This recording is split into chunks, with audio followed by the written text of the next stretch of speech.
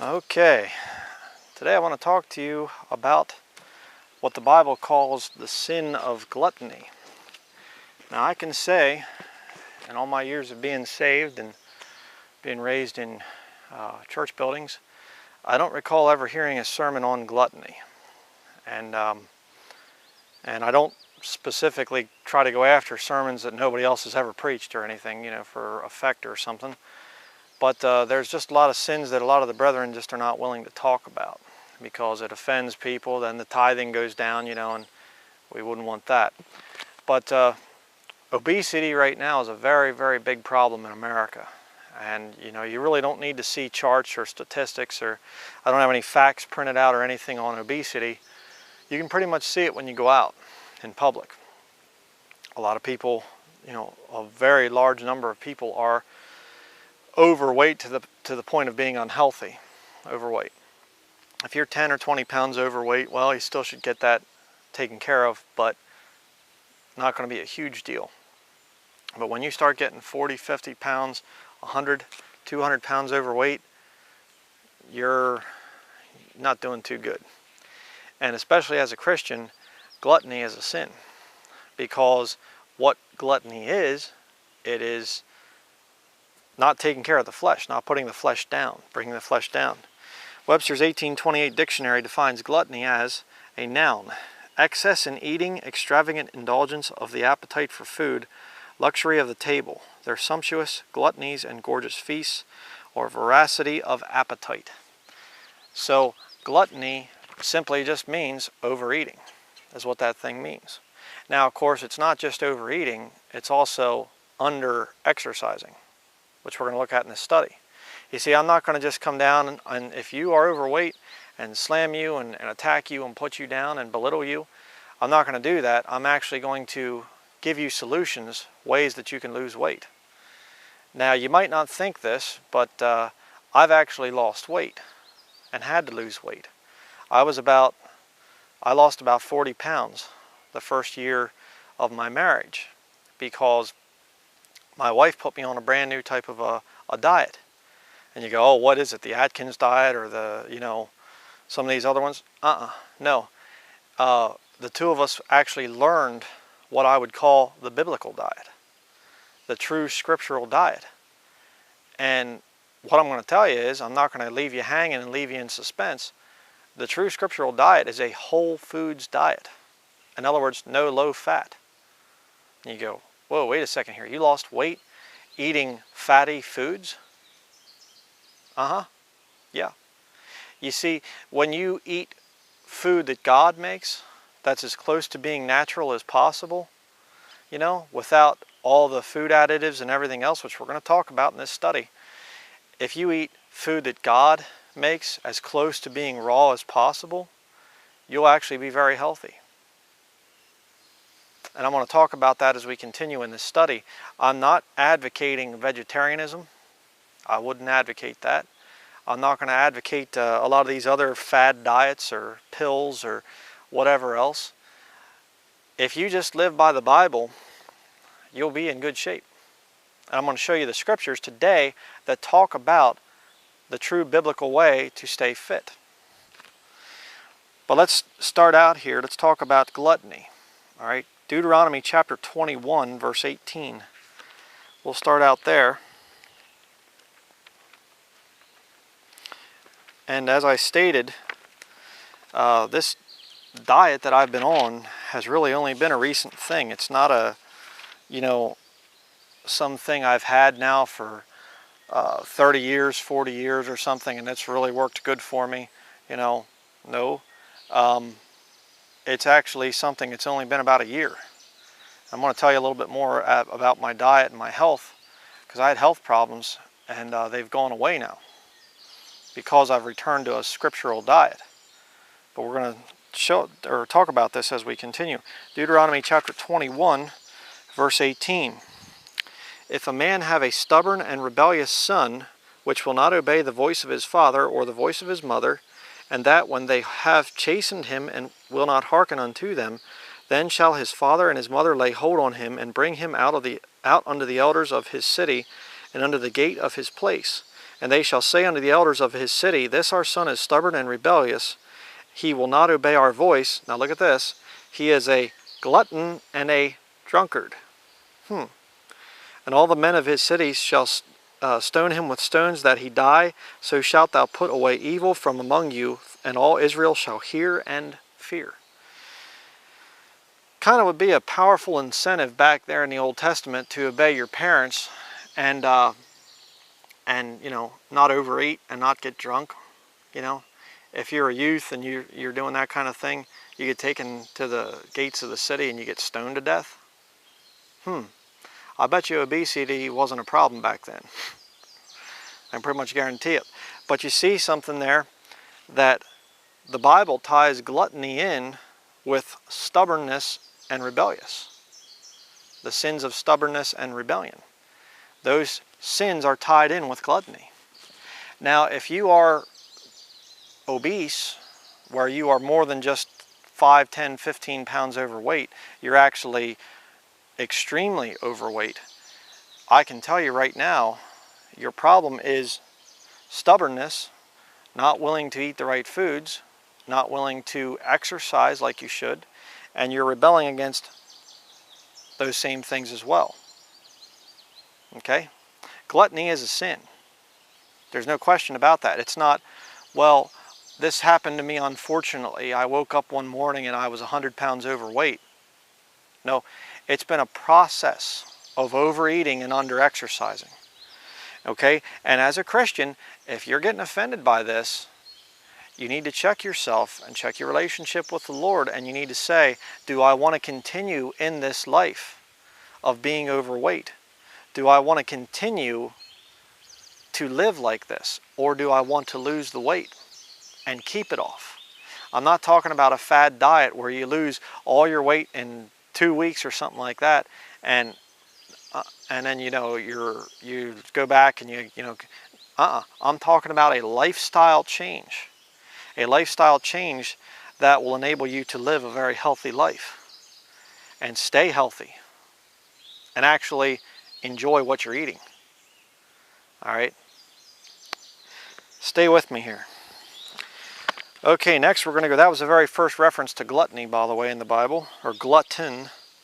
Go next to Proverbs chapter 23.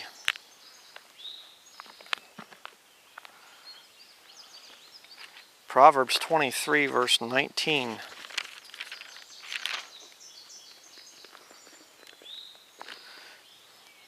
Now notice there in Deuteronomy 21, what was the main problem? It was the father and mother. They were saying, our son is stubborn, he's rebellious, he won't listen to us, he's disobedient. You know, that's why he's a drunk, that's why he's a glutton. Okay? So it's tied in with, it starts out because a child rebels against their parents. Proverbs chapter 23. We're going to start out here in verse 19, read down to verse 25. Hear thou, my son, and be wise, and guide thine heart in the way. Be not among wine-bibbers, among riotous eaters of flesh. For the drunkard and the glutton shall come to poverty, and drowsiness shall clothe a man with rags. So you see it there again. You know, it's drowsiness shall clothe a man with rags. It's kind of like saying he's lazy. You know, you come to poverty. Not a good thing. Verse 22. Hearken unto thy father that begat thee, and despise not thy mother when she is old. Buy the truth and sell it not. Also wisdom and instruction and understanding. The father of the righteous shall greatly rejoice, and he that begetteth a wise child shall have joy of him. Thy father and thy mother shall be glad, and she that bare thee shall rejoice. Now what's the New Testament tie-in with all this? Ephesians chapter 6 verses 1 through 3 says, Children, obey your parents in the Lord, for this is right. Honor thy father and mother, which is the first commandment, with promise. And what's the promise? Verse 3, that it may be well with thee, and thou mayest live long on the earth. Now, I'm going to tell you a scientific fact right now. Gluttonous men and women do not live long on the earth. You get out of shape to the point where you're 50 or more pounds overweight, you are going to have all kinds of problems with your health. You're going to develop things like diabetes. You're going to have heart problems. It's bad to get overweight.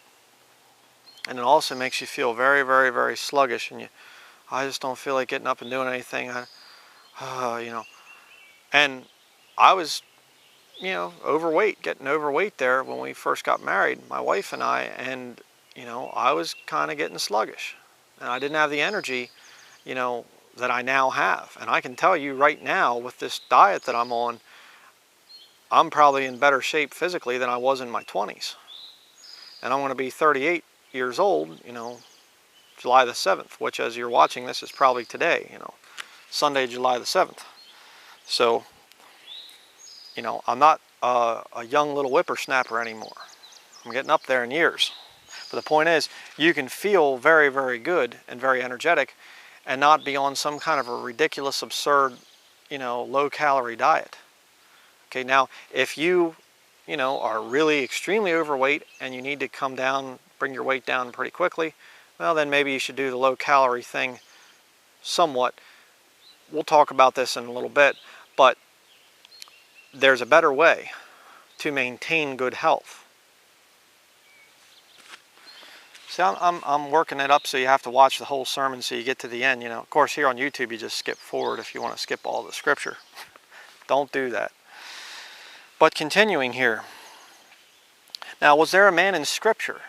Was any man in Scripture called gluttonous? This is very interesting. Matthew chapter 11. Was there ever a man that was accused of being gluttonous? Matthew 11, verse 16. There aren't really that many references in the Bible, your King James Bible, to gluttony or being gluttonous. But I'm going to show you here.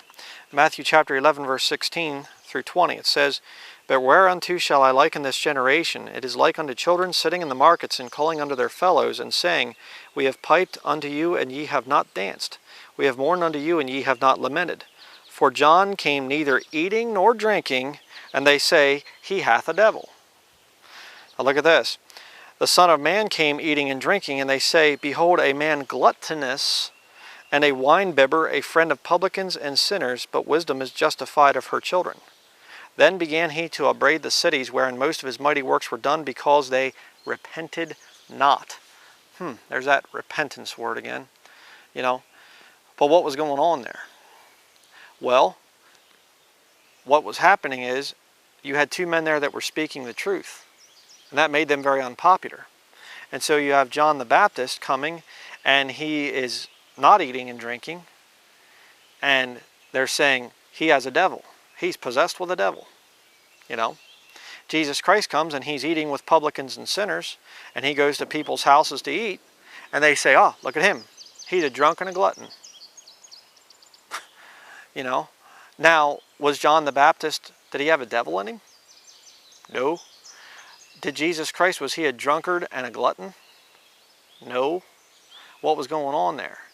Well, the important principle to understand is, as a Christian, somebody, a follower of the Lord, and of course Jesus Christ was the Lord, you will be mocked. It doesn't matter, what you do, people are going to mock you. They're going to find some way to try and attack you. That's just the way it's going to be, So what do? Follow the Lord and don't care what people think about you.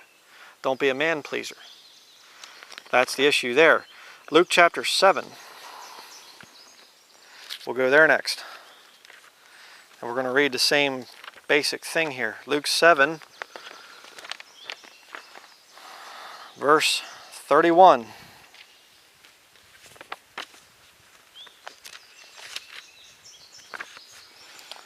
Okay, Luke 7:31. "And the Lord said, Whereunto then shall I liken the men of this generation, and to what are they like? They are like unto children sitting in the marketplace, and calling one to another, and saying, We have piped unto you, and ye have not danced. We have mourned to you, and ye have not wept. For John the Baptist came neither eating bread nor drinking wine." There it makes it a little bit more specific. "And ye say, He hath a devil." The Son of Man is come eating and drinking, and ye say, Behold, a gluttonous man and a wine-bibber, a friend of publicans and sinners, but wisdom is justified of all her children. So Jesus is saying these people are not wise. They don't have the spirit of wisdom in them. And so don't fool with them. Doesn't matter what they're saying. Okay?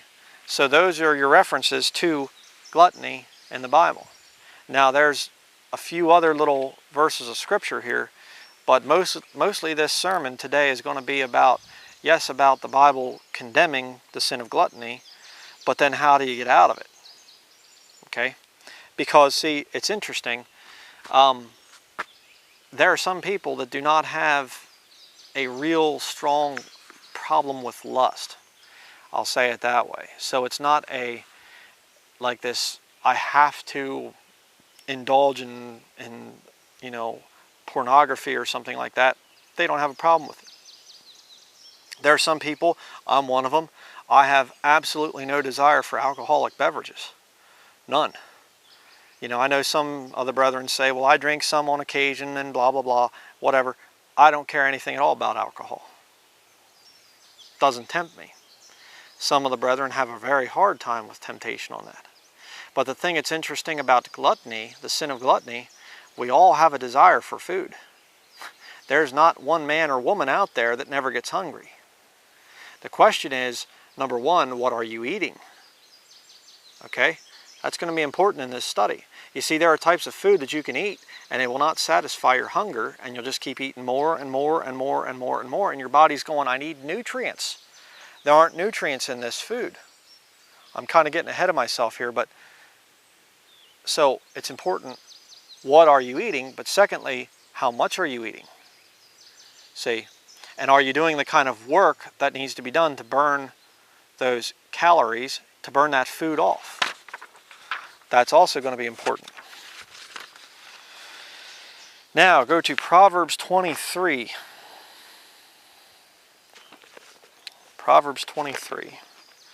Now we're going to get into the main part of the message. First, I just wanted you to see there the fact that, yes, gluttony is a sin. You can't duck that. You can't say, well, I can overeat and the Lord doesn't care. The Lord made me a good eater. Wrong. If you are overweight and it's affecting your ability to serve the Lord, you're messing around. And you need to get that weight under control. And, you know, I had a brother write me recently and he said, you know, this weight problem I have is killing me. You know, what do I need to do? You know, do you have any advice that you could give me? I appreciate that. I really do. You know, that shows a willingness to change. Praise the Lord for that. I know there's a brother here on YouTube, Brother Beem, I think it is. I saw one of his videos a while back, and I'll put the link to it down there in the description area. He said actually that I think he weighed 300 pounds at one point in time, dropped down to 150 pounds. And he does a lot of the things that I'm going to be talking about here in this message. So it is possible, brethren. And if you have a weight problem, you can't serve the Lord the way you should be. I'm not saying you can't be saved. I'm not saying that, you know, people love to say that I am categorizing all sorts of people as going to hell. No. You can be saved and be obese, okay? But you're not going to live the kind of life that the Lord wants you to live. You're not going to live the kind of quality of life that He has for you. And you're running a race. And you need to be in shape. Okay, Proverbs chapter 23, verses 1 through 3 says, When thou sittest to eat with a ruler, consider diligently what is set before, or what is before thee, and put a knife to thy throat if thou be a man given to appetite. Be not desirous of his dainties, for they are deceitful meat. Okay, now,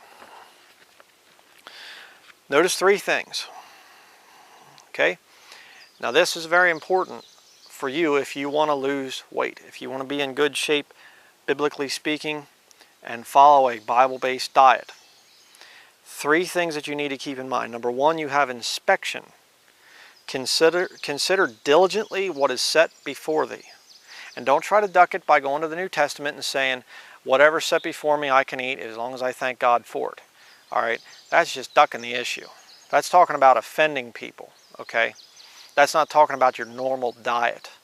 You know, if you're in a foreign mission field or something like that and somebody sets down some kind of weird food in front of you and it's you know, a creature of God, you know, which there again, it's supposed to be, you know, an animal from an animal that God made and not some kind of, you know, weird processed food or something. But if it's set before you and you can thank God for it, well then, you know, yeah, go ahead and eat. But unless it's sacrificed to idols, you know, then you don't want to eat that either. But the fact is, now especially, you know, you got to consider diligently. Diligently. Notice that word there. Consider diligently. That doesn't mean that's just an easy thing to do. When you're diligent about something, that means you are putting some serious effort into it. Consider diligently what is set before thee. Why? Well, because there are some downright toxic things in our food today. I'm going to talk about that here as we continue in this study. Some things that, I don't care if you're exercising 7 days a week, if you're ingesting these foods, it's going to destroy your health. These additives that are in our food nowadays, and I had to learn about this thing. I'm going to tell you about that in just a little bit. But you have to consider diligently what is set before you today, right now. You go back 200 years ago, and this whole organic thing, you know, organic fruits, organic vegetables, you know, grass-fed beef and all this other stuff, you'd have gone back and said, is this vegetables here, are these organic? They'd have been like, huh? Well, you know, raised without GMO and without fertilizers and without sprays and everything else. They'd have gone, yeah. You know, you go back to the Bible times, it was all raised that way, all naturally. You know, the fish that they were eating, there weren't pollutants out there in the sea like we have now. You know, Fukushima over in Japan dumping out millions of gallons, you know, of radioactive nuclear waste into the ocean. You know, you have to consider diligently what is set before you today, especially. Moderation. Okay, the second thing, put a knife to thy throat. If you're a man given to appetite, put a knife to your throat. Now, you don't have to do that physically, but it's figuratively speaking. If you are like, I want to eat more, no, you've had enough. You tell your flesh, no, you've had enough. Stop eating. And the third thing, avoid what the Bible calls deceitful meat. Now, there's a lot of different types of deceitful meat out there. Some really, really, really bad stuff. So you have inspection, moderation, and avoid. Okay? Those three things right there, if you want to be healthy as a Christian, you're going to have to practice those three things. Inspect what you're going to eat it in moderation, and if it's a bad thing, you need to avoid it. Don't just say, well, you know, maybe just this once I'll eat this bag of Doritos, or maybe just this once I'll eat this or drink this thing of soda or whatever else. You say, oh, now come on, now, Brian, you can't take away my Doritos and soda. Well, that depends on how much you want to be in shape. You see, if you want to be in shape, you're going to have to make some sacrifices. If you want to be in good health, you know, not be sick all the time, not have headaches all the time, you know. See, we have a problem here in America, and it is people want to sin, and then when they are paying the consequences of their sin, they say, how can I get out of this? And it's the same thing with food. People want to eat junk food, and then when they're paying the consequences of that junk food, poor health, then they say, the healthcare system will take care of me. It's not supposed to be that way. You see, real Christian life is about prevention. Live in ways that prevent you from sinning. Live in ways that prevent you from getting sick. Instead of saying, I'll just do what I want, and then when I get sick, I want a cure right away. That's not the Bible method of health. The Bible method of health is prevention. Okay? So inspection. Okay? The question that you need to ask yourself when you are going to eat is, if I eat lots of what is before me, will it cause me to gain weight? Okay? Vegetables and fruits. Now, eating a lot of these will not hurt you. At worst, you know, the worst case scenario, if you eat a lot of vegetables and fruits especially, you might get some loose bowels. All right, got to take a trip to the bathroom very quickly. Okay, that's the worst thing that can happen to you. What about meats and nuts? Now, will overeating that be a problem? Well, that really depends on what you're going to be doing during the day. You see, one of the biggest lies that's out there right now is this thing of red meat is evil. I don't agree with that. I don't believe that red meat is bad for you. What I believe is red meat is bad for you if you aren't going to work it off. If you're not willing to do physical labor, then yeah, eating a lot of meat, a lot of nuts, yeah, it's going to be bad for you. But you know, if you ever want to look at some pictures, of old-time loggers back in the days before they had chainsaws, guys felling trees with crosscut saws and axes. I mean, they're swinging that axe all day long, chop, chop, and then they're working the crosscut saw. Those guys were skinny as a rail, and yet they ate 4 different types of meat for breakfast. Sausage, pork chops, you know, steaks, bacon, every morning for breakfast. I mean, them guys ate like, you know, like they say, like a horse. I mean, they ate a lot of food, but see, they burned it off. And I'm going to tell you right now, if you have a lot of physical work to do, don't eat fruits and vegetables alone. Why? Fruits and vegetables are good. They're very cleansing. They will get a lot of junk out of your body. They're very good for you, have a lot of vitamins and minerals.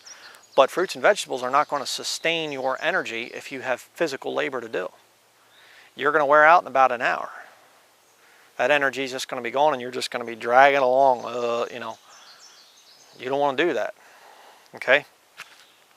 But if you have a lot of driving to do or something like that, where you're not going to be moving around a lot physically, or you work at a computer and whatever, well, you still need to eat meat, but don't eat a whole lot of it. Why? You're not active. You're not active enough. Eat more fruits and vegetables. See, you regulate your food intake according to your lifestyle. See? You don't just say, I'll eat whatever I feel like eating, no matter what kind of life I live. No, it's a bad idea. So you gotta figure out how this body works. All right? God created our bodies. We are fearfully and wonderfully made. And you need to figure out how your body works. What about grains? Well, they're good, depending on the type. And a very easy little rhyme for you to remember is, the whiter the bread, the quicker you're dead. Okay? When they bleach flour and they take all the nutrients out of it and everything, and all the whole grain and all that out, and you know, don't believe any propaganda out there, oh, white bread's perfectly fine. No, it is not. It's very, very bad. It's all kinds of artificial things, and just, you know, you'd be better off just picking up a piece of cardboard and eating it. You'd probably get more roughage from it. Don't mess with white bread. Okay? What about dairy? Well, here's another controversial issue, which I want to be talking about as we continue. But raw dairy products are excellent. You say, what did you say there? I said raw dairy products. R-A-W, raw. Okay, you see, dairy products have bacteria in them. Oh no, bacteria. Oh no, actually good bacteria. You see, there are good bacteria that your body needs. Enzymes that go down into your stomach that help to break down your food. All right? And when you don't have those enzymes in your stomach, a lot of times you'll develop food allergies. Now here's where one of my little stories comes in. Back when I was 17 years old, well, I'll go way back, even farther back than that. As a boy, my parents knew a farm, a dairy farm, and back in those years, we were able, I'll get it out yet, we were able to actually go to the dairy farm and buy milk that was basically, they milk the cow, it goes into the tank, and it goes through some filters and stuff like that, but that milk, all it did was cool down. It went from the warm cow through the filters to get out any kind of dirt, and went in, and it was cooled down in this big stainless steel vat. And we'd go there, we had 1 gallon milk jugs glass milk jugs. We'd go and they had these little scoops and we'd fill them up. And I remember, you know, carrying these big 1-gallon milk jugs out to the car, you know, I was just a little boy and I'd be carrying these things out. And then my parents would pay the farmer and everything was fine. So for the majority of my life as a little boy, I was raised on raw milk, straight from the cow. I mean, there was no pasteurization to it at all. And you know, you get up in the morning and the raw milk, the cream settles to the top. You get this thick layer of cream and you got to shake the milk up to get it to blend again. And that's what homogenized milk takes that away. But anyhow, that's what I was raised on. Never had a broken bone of any kind. Was in all kinds of different accidents with my bicycle and fell down things, and later on got into dirt bikes, and I wrecked bad a number of times. Never broke a bone.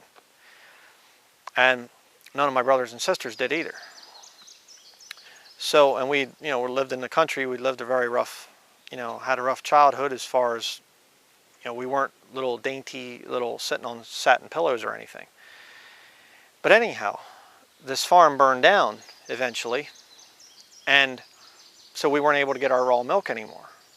And my parents just figured, they were raised on raw milk, you know, we were raised on raw milk, and they just figured, well, we'll just go to the store and buy the regular store stuff. They had no idea what pasteurized meant. Well, what pasteurization does is, I believe it's about 75 to 100 degrees, right in that area, is what they heat the milk up to. And that kills the bacteria in the milk. And then there's ultra pasteurized, which is about 100 to 120 degrees Fahrenheit. They heat the milk up and it kills everything in it. And you say, oh, that's wonderful, it kills the bacteria. Let me ask you a question if you believe that. Do you think that they strain the bacteria out? The, you know, microscopic bacteria that's in that milk, what do they do with that dead bacteria? See, you're either going to drink live bacteria in your milk or you're going to drink dead bacteria. And if you're drinking store-bought pasteurized milk, you are drinking dead bacteria. And that goes into your body and your body goes, what on earth do I do with this? And so you develop all kinds of problems. That's why people have things like lactose intolerance and all kinds of other problems, because they're drinking dead milk. And your body is saying, I don't know what to do with this. And there's a whole lot more I could get into on this. And I understand, here again, I understand a lot of states have banned the sale of raw milk. And some states are trying to repeal it and everything else. You'll have to check into your local laws and stuff. See if you can find a raw milk distributor. What's the website? Weston A. Price? Yeah, WestonAPrice.com or .org, sorry. WestonAPrice.org. Again, we'll put links down in the description box, and you can find a raw milk distributor in your area. And here's the point of my story. You say, well, come on, Brian, what's the big deal? When I was 17 years old, I guess I stopped farm milk when I was about 10. By the time I was 17, I remember I was working at this place, and I went out and I had carrot sticks and a banana in with my sandwich and everything else when I was, you know, working at a place building boats. I went out and I'm eating, and all of a sudden I was like, whoa, I don't feel too good, and ended up throwing it up. And this began this thing with me that I would just, anytime I ate fruits and vegetables, I would throw it up. And for the next 20 years, essentially, I was not able to eat any fruits and vegetables raw. They had to be cooked. And it just kept getting worse and worse and worse. I mean, there was a while I could eat strawberries, and then that went away. I'd get sick on them. And it was affecting my health. And my health was going down and down and down and down and down along with it. Then I got married, and we started to experiment with things, and we started to look into and research the thing of natural food and whole foods and things like that. In other words, stuff that is as unprocessed as possible. All right? And I started to drink raw milk again.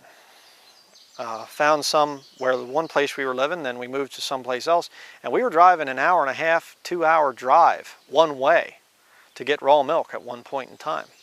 You say, is it really worth it? Yes. I can tell you it's worth it. because within a few months of drinking raw milk, my food allergy went away.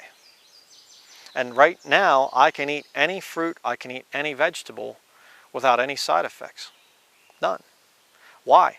Because I needed that helpful bacteria back in my system again. I needed those enzymes back in that come from raw milk. You know, and I had a guy that wrote to me the one time, because I made a statement about raw milk, and he said, well, you know, raw milk is just, it's pus or something like this. And I said, okay. And he's like, you shouldn't be drinking that stuff. It's bad and whatever else. And I said, all right. I said, could you please give me one verse of scripture that talks about milk in a positive light, and give me one verse of scripture where it says milk is to be heated before you drink it, which is all pasteurization is. You could take raw milk and heat it up and you kill it, you know.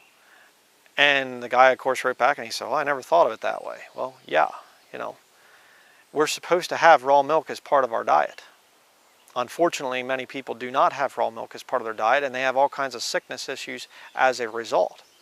So dairy products are very, very good, and if you have food allergies, I can tell you a lot of your food allergies are going to actually be reversed or even stopped just by adding raw milk or raw milk products, raw milk type yogurt, or there's kefir, things like this, and it's delicious. That's the best part.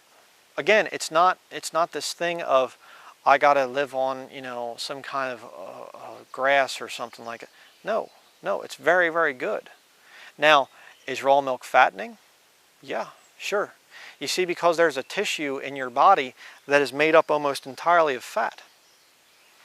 And if that tissue is not receiving enough fat, you're going to start having shrinking in this tissue. You say, what tissue is that?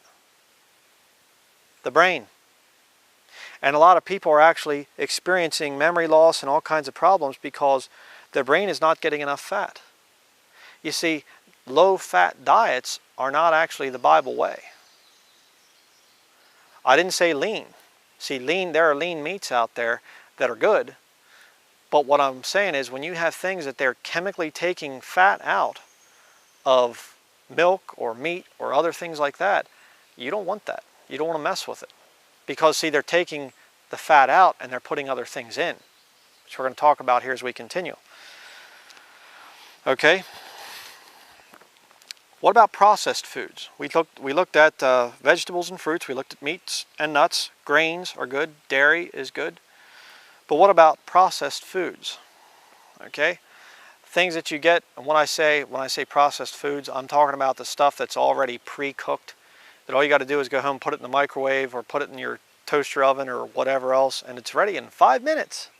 You know, it comes in a box, a pretty box with all that's nicely screen, you know, printed and everything else, and it's got nice graphics on it. That's the stuff you want to avoid, and avoid it like the plague. You say, why is that? Well, now we're going to get into the thing of harmful additives.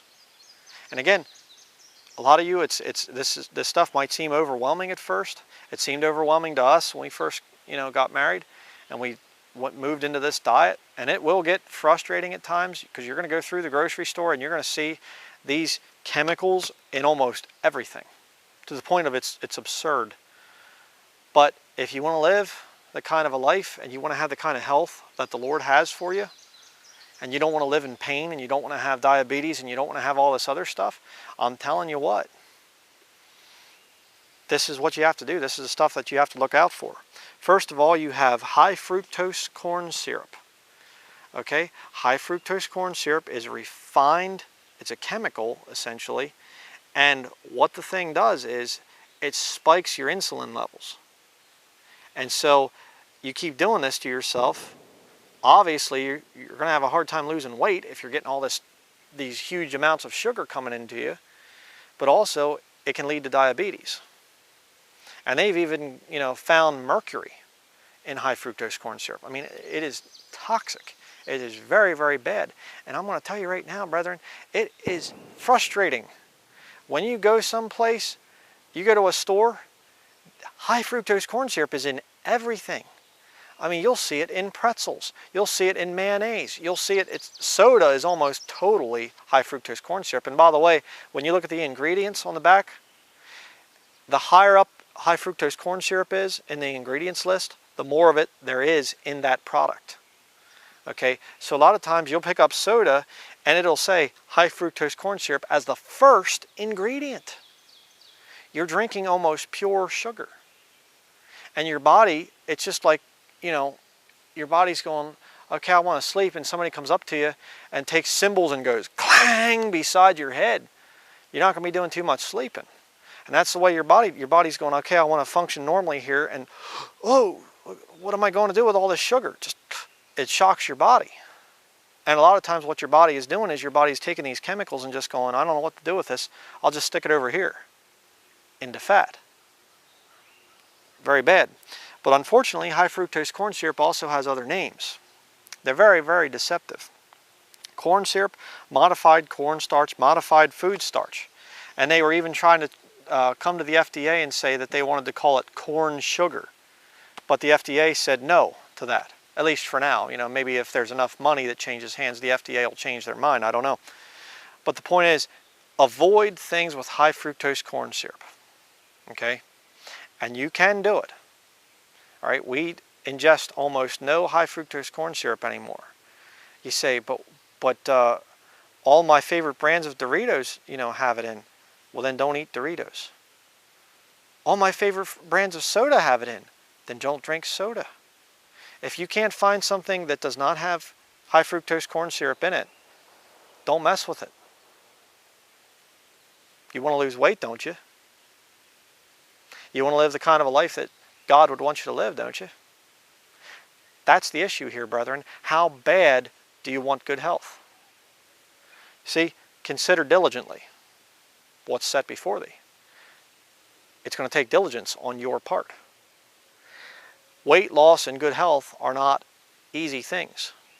Okay, they are once you know what to do, you know, and once you get into the lifestyle, but getting into it is tough sometimes. And I'll tell you, it was tough for us. The next one, MSG, monosodium glutamate. Okay, this is going to be found in a lot of your salty type of things. Doritos, I know Doritos across the board I think have MSG in them. Most of your potato chips have it in. A lot of your canned soups. You can get some canned soups that are natural and whatever else. They don't have MSG. They don't have high fructose corn syrup. But most canned foods will have MSG. And again, MSG leads to all kinds of health problems. You can, you know, some of the stuff you can look up on your own if you don't want to take my word for it. That's fine. But MSG is something that you should also avoid. Real bad stuff. Continuing, artificial food dyes. This is an article here I have. Found in practically everything we eat, cake mixes, sports drinks, cheese, candy, and even macaroni and cheese. Oh no, Brother Bryan, not macaroni and cheese.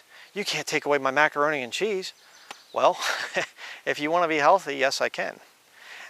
But here's the idea. You can get macaronis and you can get good cheese and make your own. But that sounds like it's going to take a while. Yeah. Kind of like reading the King James Version and getting a blessing from taking some time to study rather than just a quick little couple seconds in a devotional book or some kind of thing, easy book, you know, to read. No, you see, if you want to be well fed, it's going to take a little bit of time. It's going to take some time to prepare real, true, good food. Why it's dangerous. Artificial food dyes. Artificial dyes are made from chemicals derived from petroleum, which is also used to make gasoline, diesel fuel, asphalt, and tar. Isn't that wonderful? Artificial dyes have been linked to brain cancer, nerve cell deterioration, and hyperactivity in children, just to name a few. If you have children and they are hyper and bouncing off the walls, maybe you need to look at what you're giving them.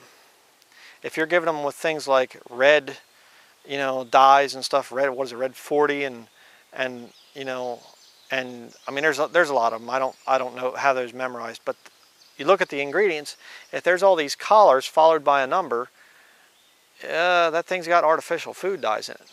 But here's the really shocking part. Artificial food dyes and foods with them in are banned in Norway, Finland, Austria, France, and the UK. But not in America. Land of the free and home of the slaves. I mean, brave. See? You see, as we continue through this thing, you're going to see that this is actually not just a coincidental type of a thing. There's a thing called eugenics, which is population control. You know, and I do believe that there is a satanic agenda to make people unhealthy so that they can get them into the medical establishment to get their money and keep you very unhealthy, because people that are unhealthy aren't very good at resisting, and they're easier to control. Sick people are easier to control 100% of the time. Continuing, olestra or olein, found in fat-free potato chips, corn chips, and French fries. Now see here, here's where the deception starts to come in with the food manufacturers. They'll tell you, don't buy that MSG chips. Those chips that have MSG in them, we'll give you all natural, fat-free chips. And it's not even flavored with the harmful animal fats out there. We use olein or olestra. And you go, wow, that must be good for me then. Why it's dangerous. Created by Procter & Gamble as a substitute for cooking oil, olestra robs your body of its ability to absorb vitamins. Fun side effects include cramps and leaky bowels. Gotta love that. Where it's banned, the UK and Canada. These foods are banned in other countries. Here's another good one. Brominated vegetable oil.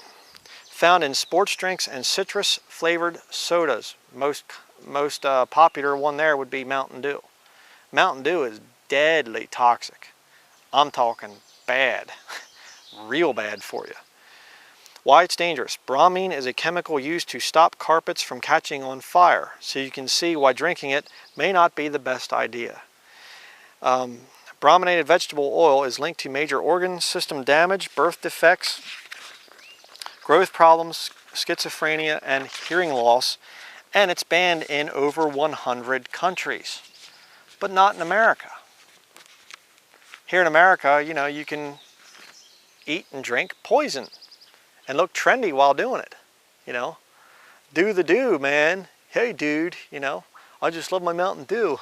Yeah, you're drinking poison and you're killing yourself. You know, and the Lord has designed our bodies to be very, very strong, and we're able to fight off disease and things. But after a while, brethren, it's going to start to catch up with you. You can laugh at me and stuff. And hey, let me just explain something. For years and years and years, I was going to fast food restaurants and getting soda with my value meals, you know. I'd do that thing probably every other night. You know, I mean, I was eating fast food like crazy. And when I was in my early 20s, my appendix burst. And I was in the hospital, you know, for a couple days, and it was pretty bad. I almost died from it because I was working in a toxic factory and I was eating fast food and just living very, very unhealthy. And when I went to get out, the doctor who had done the surgery, he told me, he said, don't eat fast food for about 3 months. And I thought, why can't I eat fast food? What's it have to do with my appendix bursting? Oh, I found out. But you know, you say, well, then you never ate fast food again after that. Well, I wish I could say that, but no. I eat fast food. All right, so I'm not some ultra natural health type of a guy that's just lived healthy all my life and I don't know what it's like to be tempted by fast food and soda. Oh no, I've had those temptations. I had years and years and years. When I worked at the place building boats, I'd buy a 24 pack of Dr. Pepper. And on my break, I'd drink 3 or 4 of them. 3 or 4 cans, you know, 3 times a day. So, you know, don't say, oh, Brian, you don't know what it's like to be tempted. Oh, yeah, I do. Yeah, I do. And I know that to be in good health, and, you know, it didn't seem to bother me when I was in my early 20s, but as I got older, all of a sudden I'm having headaches all the time, migraine headaches, and I'm getting sick a lot, and just no energy and just weak and depressed all the time. Yeah, it's because I spent years and years and years destroying my health. And if you spent years and years destroying your health, it's not going to come back the first week. You're going to have to stick with this thing, okay? And I want to tell you right now, it is worth sticking with. You'll feel amazing